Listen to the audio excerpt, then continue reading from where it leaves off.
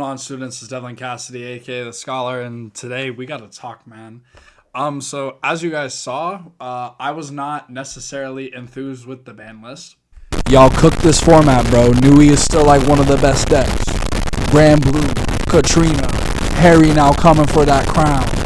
But I think with that being said, we have to really talk about maybe what the direction of premium looks like and kind of like my thoughts now, especially after this ban list that just happened.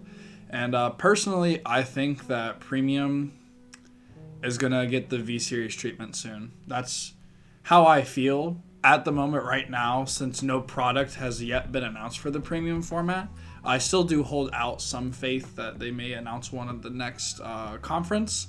More so the issue with that is how they have just like only checked Gridora, didn't make other appropriate hits inside the format. And then additionally now we got news that Springfest Premium is just going to be singles and now going to be competed with the Lyrical Monasterio Cup.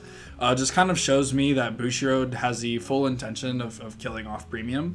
And I just really wish that's not the case. Because I think, and this was my fear since they started with the announcement of the premium stride deck sets, is that this was how they were going to homogenize the game. They were going to say, hey, for our legacy players, you guys get this legacy mechanic. If you want to play the legacy mechanic, here are the decks. And then it's left up to everybody else. And so that way we can have everyone playing one game and it's circularly homogenized as such, which is really tough because I don't know why you would necessarily want to get rid of your Eternal format when you guys spent, over 12 years printing your product pool and wanting your game to grow. And that's how your game has grown. That's how you got Overdress to really have some of a base, is that you had that player base for so long wanting to play because you've already had a semi-established brand. I'm sure that your growth has been greater in Overdress just because you were able to make something re-accessible and you didn't have all these like 7 layers to your game because of how many mechanics and stuff were introduced. But it's just really tough. It's really tough to see how we're going. And I think that these are the things that need to be kind of going forward in fixing premium.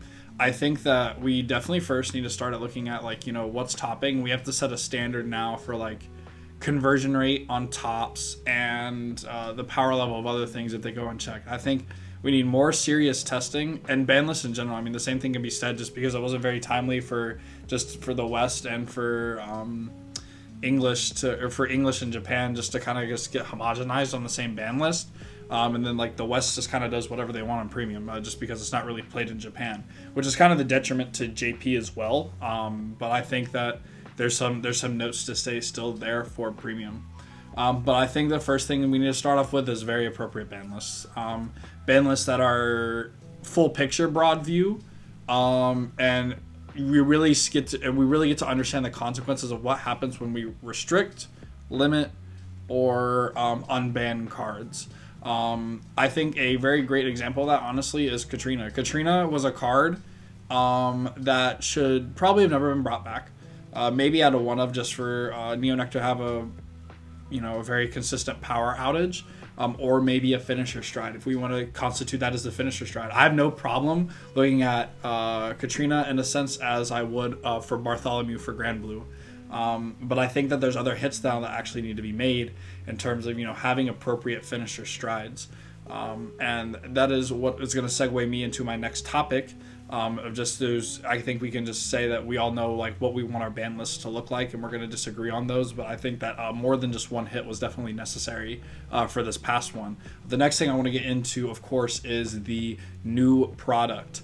I think that Bushiroad has to start actually taking product seriously. I was tuning into the Nexus at Night stream of where they were kind of covering their kind of thoughts and opinions on what kind of just transpired.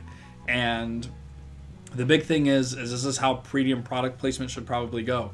I would love for the premium format to get 2 support sets a year, and you split the Stride and the G Guardians per the set.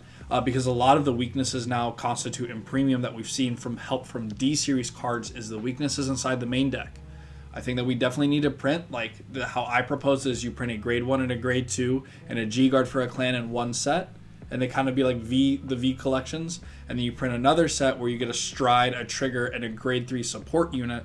So then we can see like where these power scalings are lying, and hopefully we make them consistent in what the clan identities want to be in premium.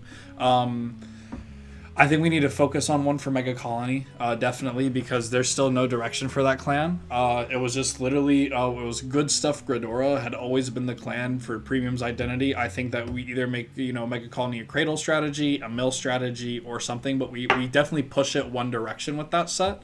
And I think we fill holes in for the other clans too. I mean, Great Nature's a clan that has a lot of issues inside its main deck. That's why it has a very flushed out G-Zone. It has all the tools that I would want inside, except for maybe like a V-Heart copier, but that gets into a little dicey area because I don't think that all clans should have access to those. And I think just keeping those for the most part in Shadows and Royals is perfectly healthy because that's how their V design was. I don't think all cards for V were designed in the chance to be stride bosses.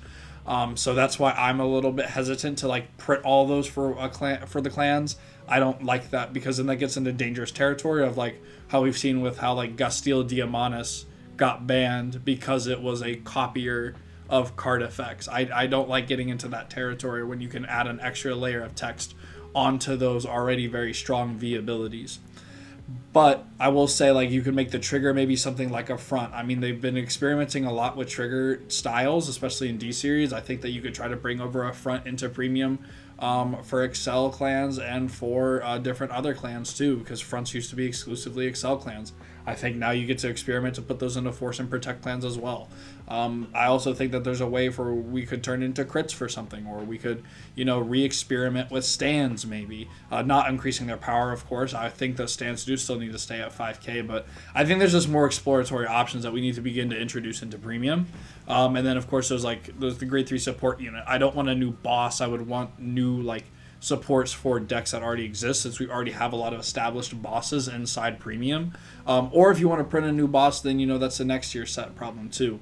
And I think that we just look for the strides as we get to look at the constitute of the 3 areas of, do we need a good starting stride, does the clan need a good finisher stride, or does the clan need a good toolbox stride and to control matchups?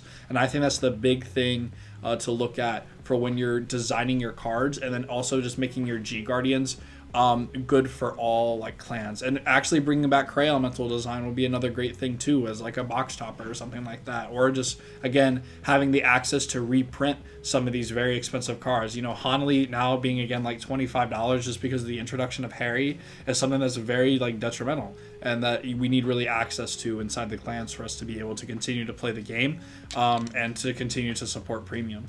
And I know that I'm a premium mainstay. I've always been a premium mainstay. Premium is my favorite way to play Cardfight Vanguard, just because I get to see all of my favorite cards at once. And it's really cool, just because I grew up with, I grew up through Limit Break, I grew up through Legion, I grew up through, the introduction of striding when, we were playing Madu for Legions to add back stuff, really old cards. And it's just kind of that nostalgia factor. And I would hate for my only way to play striding it be standard.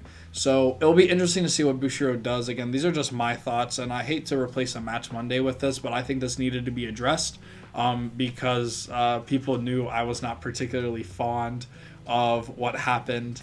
And yeah, but with that being said, I hope you all have a wonderful rest of your day and wonderful rest of your week. Let me know what you guys think of the ban list. What would you like to see in the future for premium to maybe help support the format, or contradict anything I said in this video and be like, no, Devlin, you're being a doomer. But thank you guys so much. I love you all. God bless, and take care.